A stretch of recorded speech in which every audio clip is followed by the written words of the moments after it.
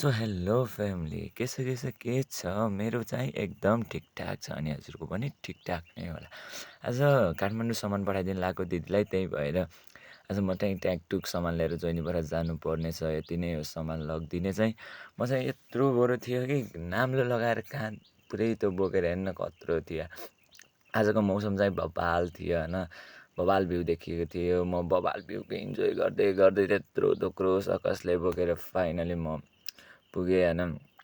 बुढो चाहिँ यहीँ रहेको छ, यो चाहिँ अब पठाइदिनु पर्ने छ। इभी आउँछ र इभी जो नआउने के कति कुर्दा कुर्दा एउटा ह्यान्सी दाइ हुनुहुँदो रहेछ। कुरा गर्दा गर्दा झन अचानक कुरी 1 आवर्सपछि इभी आयो। इभीमा सामान हालेर पठाइदिइसकेको छु। म पनि अब के कामले बस्नु भनेर अब घरतर्फ आएँ। अनि घरतर्फ आउँदा हेर्नु न कस्तो अचल फेरि बबाल टन्ट पुरै घाम लागेको थियो कि, यस्तो हरिब घाम नि, पुरै कि त्यो चाउचाउ पाक्ने गरी घाम थियो कि।